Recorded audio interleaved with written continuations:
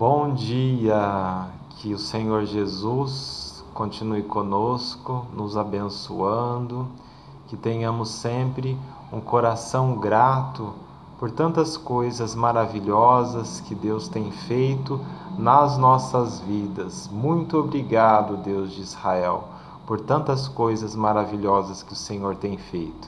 A palavra de hoje está aqui em Êxodo, capítulo de número 19, aqui no verso de número 18. Saía fumaça do monte Sinai, porque o Senhor tinha descido sobre ele no meio de labaredas de fogo. Saía fumaça do monte Sinai, porque o Senhor tinha descido sobre ele no meio de labaredas de fogo. Então, nesse texto aqui, a gente vê que o Senhor havia aparecido ali no Monte Sinai e Moisés foi se apresentar perante Deus no Monte Sinai. E o Senhor, ele desceu, numa nuvem espessa, numa nuvem densa, numa nuvem grande de fumaça, no meio de labaredas de fogo. Então era algo muito tremendo, muito grandioso. E somente Moisés, pôde subir para conversar com Deus, e o povo teve que aguardar lá embaixo. Por causa do quê? Por causa do nível de consagração que Moisés tinha, somente Moisés poderia se apresentar ao Senhor. E aqui no verso de número 21, diz o seguinte: o Senhor disse a Moisés: desça, porque Moisés estava lá no alto do monte, ele falou: agora você vai descer, Moisés, e avise o povo para não ultrapassar os limites para me ver. É preciso dar esse aviso para evitar que muitos morram. Então, assim, existe um nível de preparação para que se aproxime ainda mais do Senhor, que é a santificação, um relacionamento cada vez mais próximo. Senão a pessoa não aguenta, porque o poder de Deus é algo muito grandioso, é muito forte, Vamos agora para Salmos, no Salmos de número 5, aqui no verso de número 3. O Salmo de Davi, Davi falando: bem cedo, bem cedinho, eu clamo ao Senhor. Bem cedinho eu clamo ao Senhor. De manhã, logo de manhã cedo, faço a minha oração e fico esperando a sua resposta. Então a gente vê, o relacionamento que Davi tem com Deus. Ele não vai ter as suas atitudes durante o dia sem antes se consagrar ao Senhor bem cedo. Então ele faz as suas orações, o salmista, ele aguarda pela direção e pela orientação de Deus durante todo o dia. Bem cedinho, clamo ao Senhor, de manhã cedo faço a minha oração e fico esperando a resposta de Deus. Deus responde às nossas orações. Agora vamos para Mateus, no capítulo de número 6, aqui no verso de número 31. Portanto, não se preocupem de forma alguma com a necessidade de comida ou bebida ou com roupa. Portanto, não se preocupe de forma alguma com a necessidade de comida ou bebida ou com roupa.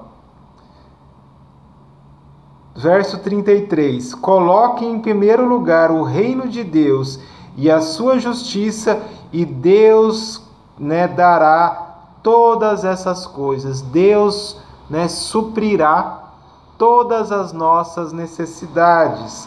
Coloquem em primeiro lugar o reino de Deus e a sua justiça, e Ele dará a você todas essas coisas. Vai satisfazer todas as nossas necessidades. Deus cuida de nós. Se nós mantermos uma aliança com o Senhor, consagrarmos todas as áreas das nossas vidas, a palavra de Deus diz que Ele suprirá todas as nossas necessidades, Então a gente leu lá nos Salmos de número 5 sobre eu fazer a minha oração logo cedo, né? Consagrar o meu dia logo, né? Logo que eu acordo, logo que eu me levanto, né? Manter esse contato, esse relacionamento com o Senhor, né? E aqui no Mateus 6, mais uma vez, reforçando isso, né? Colocar Deus em primeiro lugar nas nossas vidas. E para terminar, vamos aqui em Romanos, no capítulo de número 11, aqui no verso de número 16. Se o primeiro pão assado, depois de uma colheita, é oferecido a Deus, se o primeiro pão assado, depois de uma colheita, ele for oferecido a Deus, isso quer dizer que todos os outros pães também serão dedicados a Ele. Então, se eu mantenho, né, esse vínculo, essa aliança, né, eu vou colocar entre aspas agora, esse casamento, né, esse compromisso com Deus, né, e consagro a minha vida, tudo aquilo que eu for fazer, coloco em primeiro lugar, então todo o restante da minha vida, né, tudo aquilo que eu vier fazer posteriormente, isso também, né, tem ali o agir de Deus na minha vida. Se o primeiro pão assado, depois de uma colheita, é oferecido a Deus, isso quer dizer que todos os outros, né, todas as outras coisas que eu fizer,